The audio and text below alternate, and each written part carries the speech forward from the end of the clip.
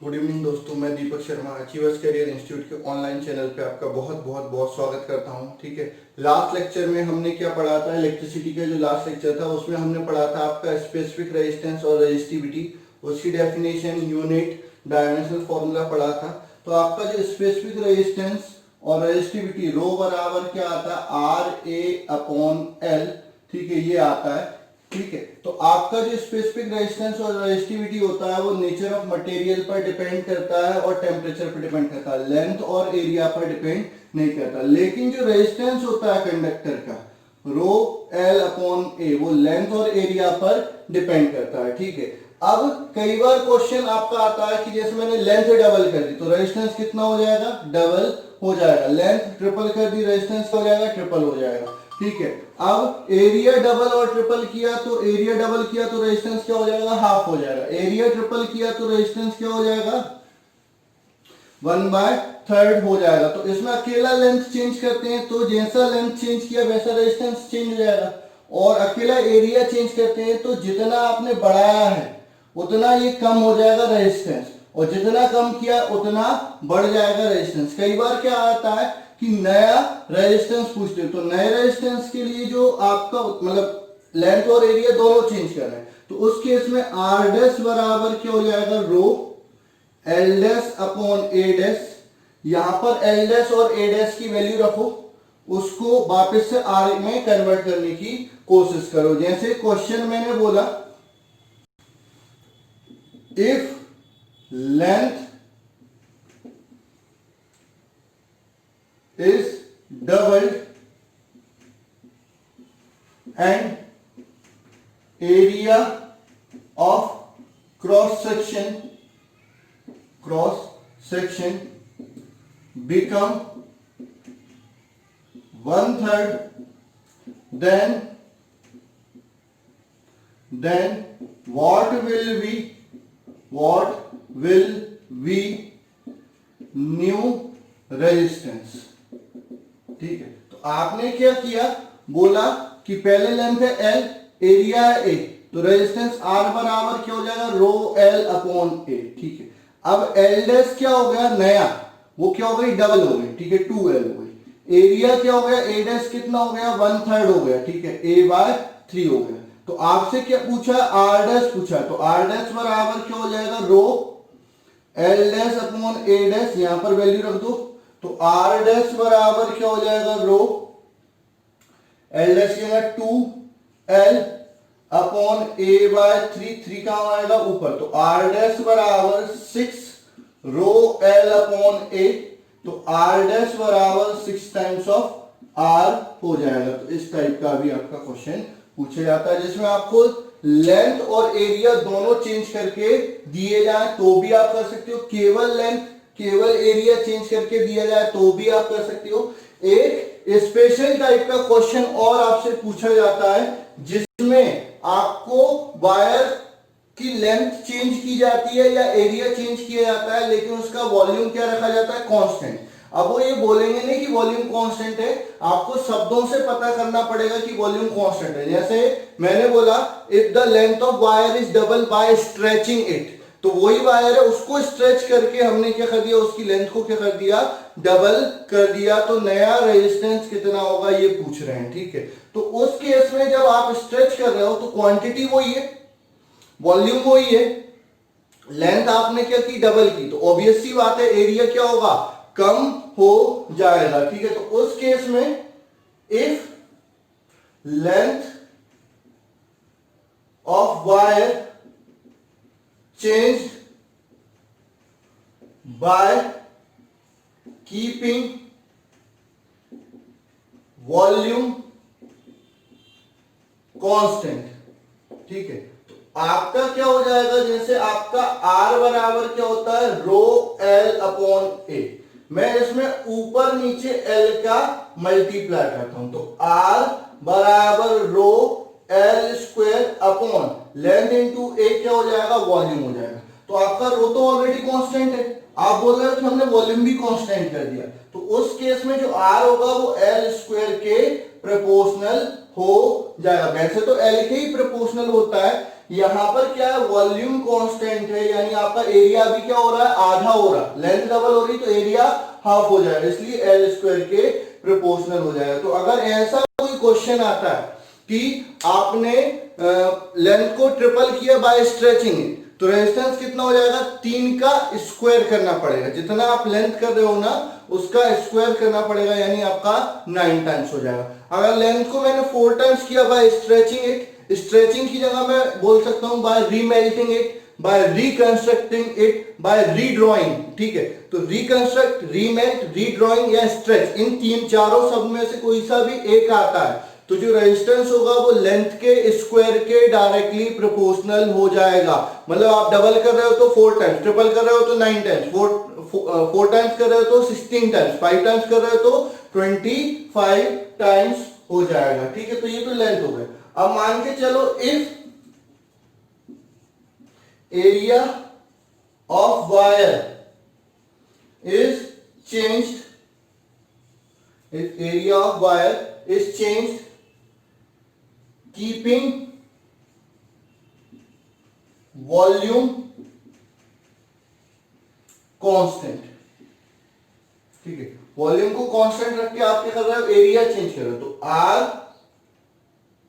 बराबर rho L upon A, ऊपर नीचे मैंने A का मल्टीप्लाई किया। ठीक है, तो R बराबर रो V अपॉन A स्क्वायर। ठीक है, तो रो तो ऑलरेडी कांस्टेंट है, आपने वॉल्यूम भी कांस्टेंट कर दिया, तो आपका जो R होगा वो इनवर्सली प्रोपोर्शनल हो जाएगा A स्क्वायर के। मतलब एरिया अगर डबल हो रहा है तो रेजिस्टेंस कितना हो जाएगा, 1/4 टाइम्स। ठीक है, अगर एरिया ट्रिपल हो रहा है तो रेजिस्टेंस कितना हो जाएगा, 1/9 टाइम्स। तो ये कब होगा, जब आपका वॉल्यूम कांस्टेंट रहेगा। तो ये स्पेशल केस है, इन पे आपके ऑब्जेक्टिव क्वेश्चन पूछे जाते हैं। तो अगर देखो सिंपल आता है, लेंथ को डबल किया तो रेजिस्टेंस कितना हो जाएगा, डबल। सिंपल आपका आता है कि what happen to the resistance of conductor if its length is double, तो रेजिस्टेंस विल बी डबल। ठीक है, अगर इसी में थोड़ा सा ऐड कर देते हैं कि what happen to the resistance of conductor if length is double by stretching it, या by remelting it, by reconstructing it, या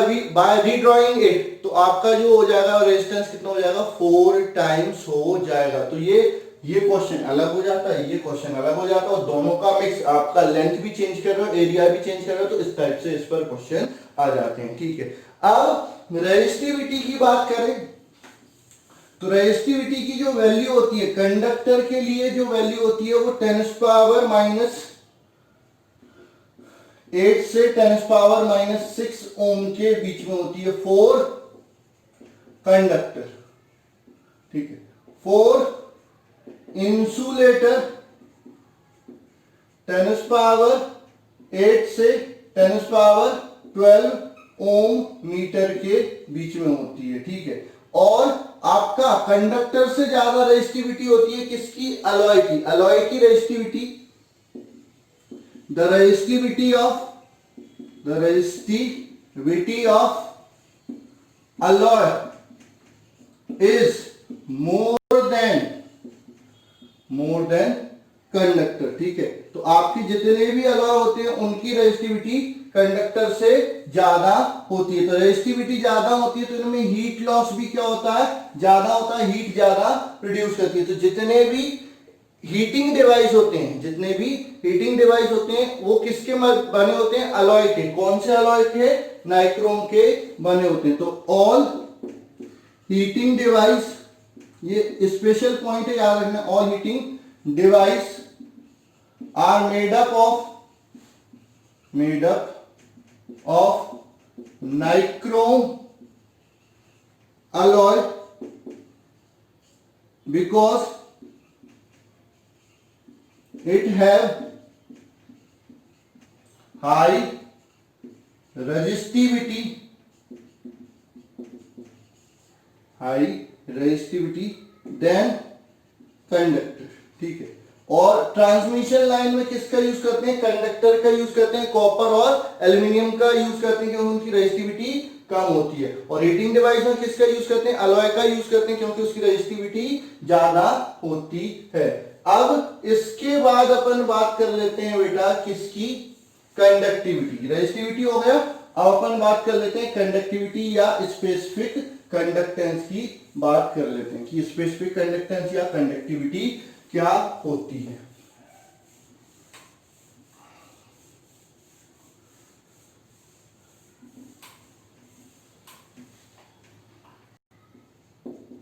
स्पेसिफिक कंडक्टेंस और कंडक्टिविटी, ठीक है। स्पेसिफिक कंडक्टेंस और कंडक्टिविटी क्या होता है? The reciprocal of specific resistance और रेजिस्टिविटी, ठीक है। The reciprocal of specific resistance और resistivity is known as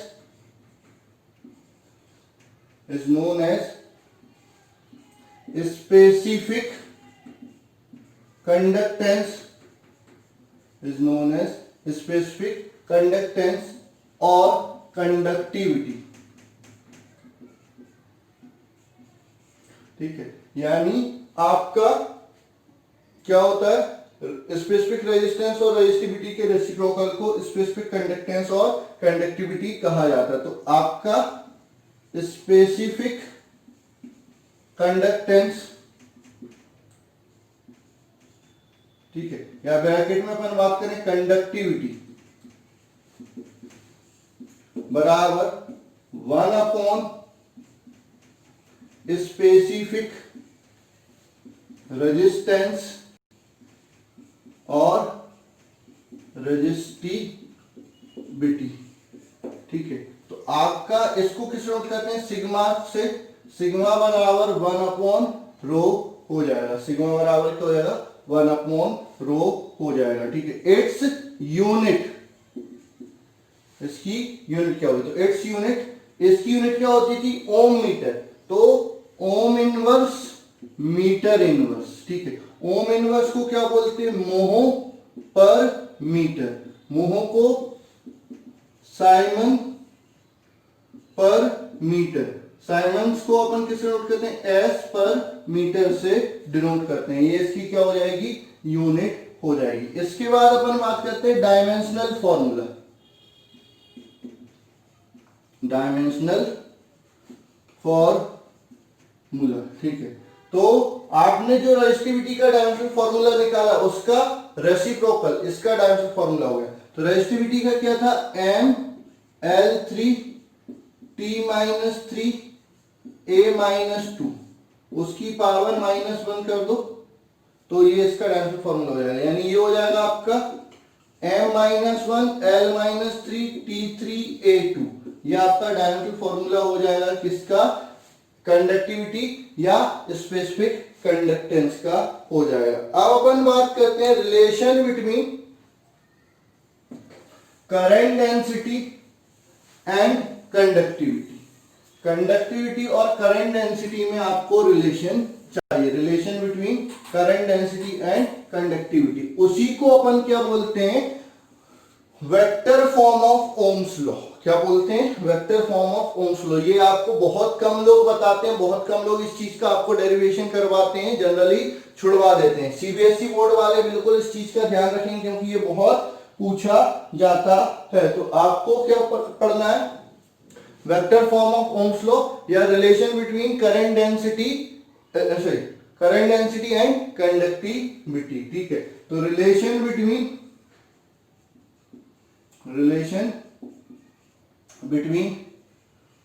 current density and conductivity, relation between current density and conductivity, ठीक है। तो let a conductor of length L, area of cross section A across which a potential difference V is applied, so current I is flowing through it। ठीक है, हमने क्या किया, एक conductor लिया जिसकी लेंथ L है, area of cross section A है, जिसके अक्रॉस पोटेंशियल डिफरेंस कितना लगाते हैं, V लगाते हैं, जिससे उसमें करंट I फ्लो होने लगता है। ठीक है, तो अब अपन बात करते हैं बाय ओम्स लॉ। ठीक है, V is equal to IR, I is equal to V upon R। ठीक है, अब अपन जानते हैं we know that R बराबर rho L upon A, R बराबर रो L अपॉन A, तो I बराबर V upon rho L by A, तो ये A ऊपर पहुंच जाएगा, तो I बराबर V upon rho L A, A को इधर ले जाओ, तो I अपॉन A बराबर क्या हो जाएगा, V अपॉन रो L। अच्छा, I upon A current flowing पर यूनिट क्रॉस सेक्शन एरिया क्या हो जाता है, करंट डेंसिटी, ये J हो गया, तो J बराबर 1 upon rho into V upon L। ठीक है, अच्छा वेयर 1 अपॉन रो बराबर क्या होता है, sigma, and V upon L बराबर क्या होता है, V अपॉन L बराबर होता है इलेक्ट्रिक फील्ड इंटेंसिटी, तो J बराबर सिग्मा इंटू E, तो J वेक्टर बराबर सिग्मा इंटू E वेक्टर, ये आपका vector form of Ohm's law हो गया, या रिलेशन हो गया किसमें, करंट डेंसिटी और कंडक्टिविटी के बीच में। This is known as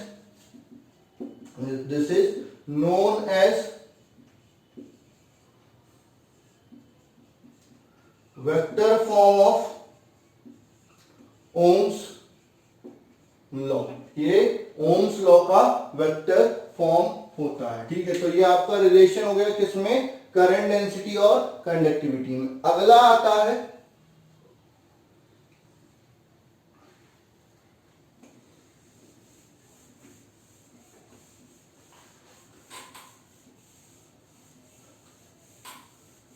relation between conductivity and drift velocity. Relation between conductivity and drift velocity. ठीक है, तो इसमें मैं डायरेक्ट कर देता हूं वैसे, वी नो दैट ये फॉर्मूले आपको याद रहना चाहिए, ये वाला तो डेरिवेशन याद रहना चाहिए, ये जो मैं करवा रहा हूं ये फॉर्मूले याद होना चाहिए, कभी कभार इस पर न्यूमेरिकल आ जाते हैं। तो वी नो दैट J बराबर सिग्मा E एंड, ये इक्वेशन फर्स्ट हो गई, J बराबर NEVD, वो आपने I बराबर वीणा पढ़ा था, तो I अपॉन ए क्या हो गया, VNEVD हो गया था, तो ये आपका equation second. From equation first and second, ठीक है, तो क्या हो जाएगा, सिग्मा E बराबर NEVD, तो सिग्मा बराबर NEVD अपॉन E, ठीक है, ये हो गया। अब वेयर VD अपॉन E बराबर म्यू, ठीक है, म्यू क्या होता है, मोबिलिटी। मोबिलिटी की डेफिनेशन अभी अलग से लिखवा दूंगा, पहले लिखवानी चाहिए थी, चलो कोई बात नहीं, आप अलग से लिख लेना, ठीक है। तो सिग्मा बराबर NE म्यू, सिग्मा बराबर NE म्यू। एन क्या है, number of electron per unit volume, E क्या है, चार्ज ऑन इलेक्ट्रॉन, म्यू क्या है, मोबिलिटी। मोबिलिटी क्या होती है अभी बता देता हूं, म्यू क्या है, mobility. where mu is mobility of electron। ठीक है, क्या होती है मोबिलिटी की डेफिनेशन आप लिख लो। मोबिलिटी क्या होती है? तो the ratio of drift velocity with respect to electric field intensity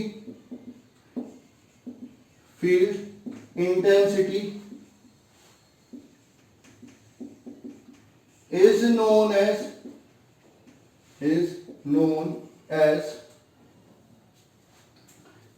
as mobility। ठीक है, तो मोबिलिटी बराबर drift velocity upon electric field intensity. ठीक है, तो म्यू बराबर VD अपॉन E। ठीक है, इट्स यूनिट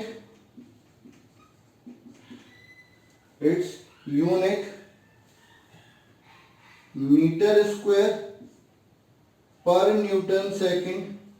ठीक है, या फिर केजी इनवर्स मीटर पर सेकंड का क्यूब। ठीक है, नीचे केजी मीटर पर सेकंड स्क्वायर, एक पर सेकंड और है तो पर सेकंड का क्या हो जाएगा? क्यूब हो जाएगा। ये नीचे है तो ऊपर आएगा, तो ये सॉरी सेकंड हो जाएगा। सेकंड। ठीक है, केजी इनवर्स मीटर सेकंड, ये इसकी क्या हो जाएगी? यूनिट हो जाएगी। ठीक है, डायमेंशनल फॉर्मूला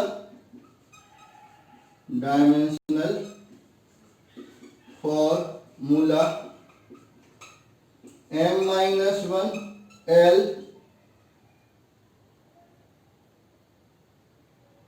सॉरी इसमें अभी भी रह गया एक कूलम और रहना था, तो कूलम ऊपर आएगा 80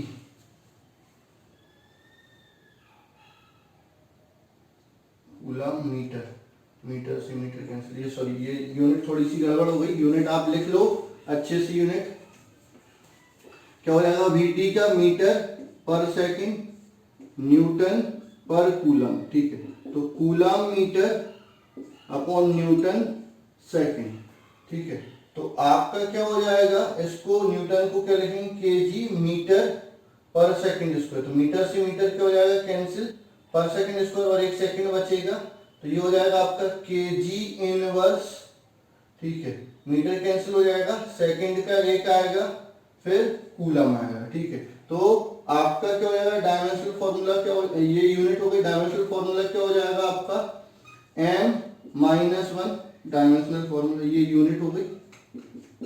अब डायमेंशनल फॉर्मूला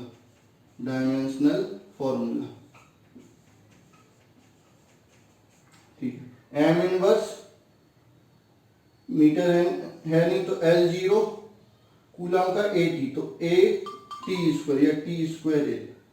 ये इसकी क्या हो जाएगी? डायमेंशनल फॉर्मूला हो गया। तो ये हो गया आपका मोबिलिटी। इसके बाद अपन एक चीज और पढ़ लेते हैं, थर्मिस्टर। थर्मिस्टर क्या होता है? ठीक है, उसके बारे में पढ़ लेते हैं। थर्मिस्टर भी आपका एक इंपोर्टेंट टॉपिक है जो बोर्ड एग्जामिनेशन में कई बार पूछा जा चुका है। ठीक है, तो अपन बात कर रहे हैं आप किसकी? थर्मिस्टर की। ठीक है, किसकी? थर्मिस्टर की। Thermistor a device whose resistance change with change in temperature is known as thermistor.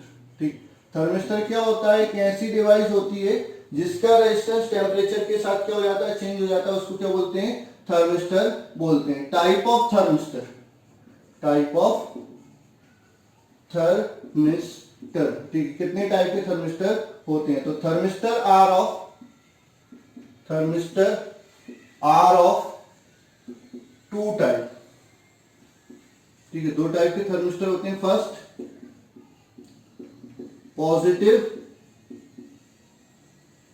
Thermistor, second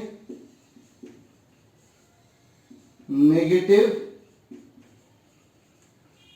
thermistor. दो टाइप के थर्मिस्टर हो गए, पॉजिटिव थर्मिस्टर और दूसरा नेगेटिव थर्मिस्टर। तो सबसे पहले अपन बात कर लेते हैं किसकी? Positive thermistor. Positive thermistor. तो the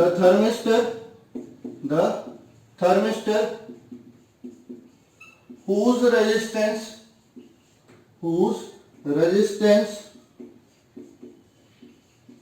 increases with increase in temperature is known as positive thermistor. मतलब ऐसा थर्मिस्टर जिसका रेजिस्टेंस टेम्परेचर बढ़ाने पे क्या हो जाता है? बढ़ जाता है, उसको अपन क्या बोलते हैं? पॉजिटिव थर्मिस्टर बोलते हैं। देयर टेम्परेचर कोएफिशिएंट यानी अल्फा। तो अल्फा मैंने बताया आपका R बराबर R0 1 प्लस अल्फा टी। तो their temperature coefficient alpha is positive. Its unit पहले ही बता चुका हूं, डिग्री सेंटीग्रेड इनवर्स। तो ये आपके पॉजिटिव थर्मिस्टर हो गए। इसके बाद अपन बात कर लेते हैं नेगेटिव थर्मिस्टर की।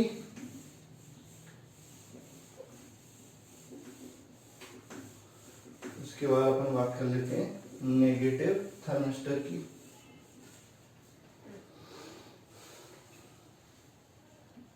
नेगेटिव थर्मिस्टर तो क्या होते हैं? द डिवाइस whose resistance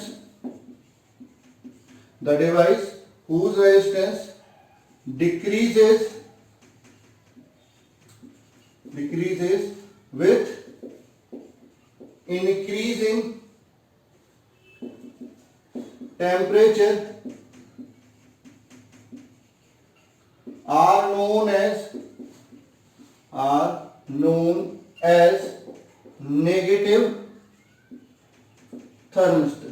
मतलब ऐसी डिवाइस जिसका रेजिस्टेंस टेम्परेचर बढ़ाने पे क्या हो जाता है? कम हो जाता है, उसको अपन क्या बोलते हैं? Negative thermistor. पॉजिटिव थर्मिस्टर क्या है? ऐसी डिवाइस जिसका टेम्परेचर बढ़ाने पे रेजिस्टेंस बढ़ रहा है, वो पॉजिटिव थर्मिस्टर। और जिसका टेम्परेचर बढ़ाने पर रेजिस्टेंस कम हो रहा है, वो नेगेटिव थर्मिस्टर। देयर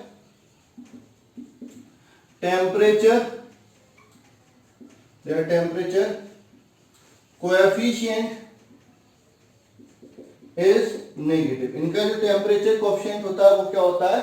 नेगेटिव होता है। तो आपका जो बोर्ड एग्जामिनेशन में क्वेश्चन आता है थर्मिस्टर का, सिंपल सा क्वेश्चन आता है, what do you mean by thermistor, right इस टाइप एंड एप्लीकेशन। थर्मिस्टर का यूज कहां पर होगा ये भी आपसे पूछा जाता है। तो अब अपन बात कर रहे हैं किसकी? Application of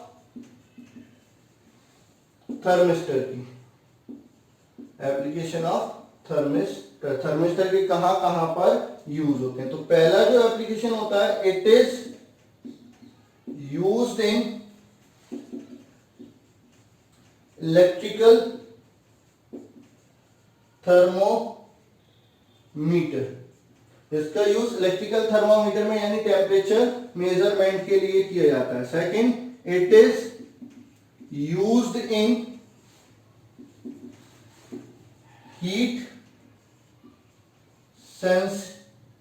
sensitive device. ठीक है, आपका आजकल जितने भी डिवाइस आते हैं, चाहे आपका क्या हो, गीजर हो, चाहे आपका ओवन हो, वो सारे हीट सेंसिटिव डिवाइस होते हैं। उनमें ऑटो पावर कट का एक ऑप्शन दिया जाता है। वहां पर अगर आपका टेम्परेचर एक पर्टिकुलर लेवल से पहुंच जाता है तो वहां पर आप एक डिटेक्टर लगाते हैं, जनरली ये आपका थर्मल रजिस्टर ही लगाते हैं, ठीक है। तो वो क्या करता है, जब उतना टेम्परेचर पहुंच जाता है तो रेजिस्टेंस इतना ज्यादा बढ़ जाता है कि करंट का फ्लो क्या हो जाता है, रुक जाता है। तो जैसे ही करंट का फ्लो रुकता है आपका पावर कट हो जाता है। तो जितने भी हीट सेंसिटिव डिवाइस हैं उसका, उनमें भी आप क्या करते हैं, थर्मिस्टर का यूज करते हैं, ठीक है। उसके बाद आपका होगा it is used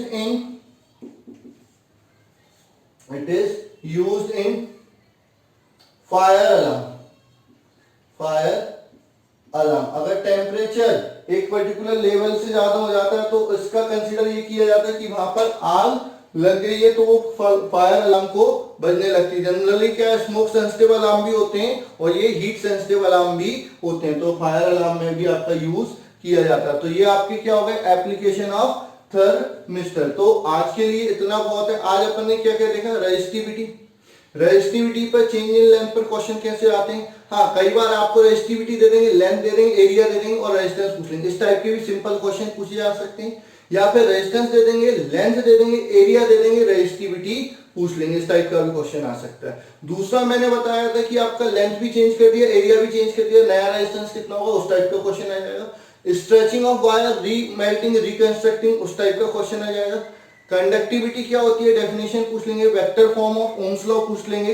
relation between conductivity and, क्या बोल रहा है, कंडक्टिविटी एंड करंट डेंसिटी, इस टाइप से पूछ लेंगे। मोबिलिटी का और आपका करंट, ये कंडक्टिविटी का रिलेशन पूछ लेंगे। इस टाइप के क्वेश्चन आ जाएंगे।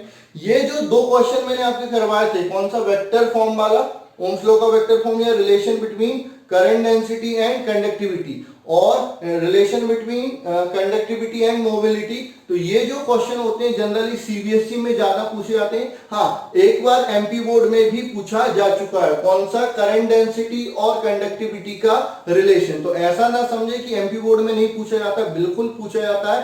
लास्ट टू लास्ट ईयर आपका एमपी बोर्ड में भी पूछा जा चुका है। तो इनकी प्रैक्टिस आप अच्छे से कर लेंगे। थर्मिस्टर मोस्ट इंपोर्टेंट क्वेश्चन है, ये भी आपका 2 से 3 बार पूछा जा चुका है, और भी कई सारी चीजें पूछी जा चुकी हैं। तो ये बिल्कुल आप अच्छे से डिस्कस कर लेंगे।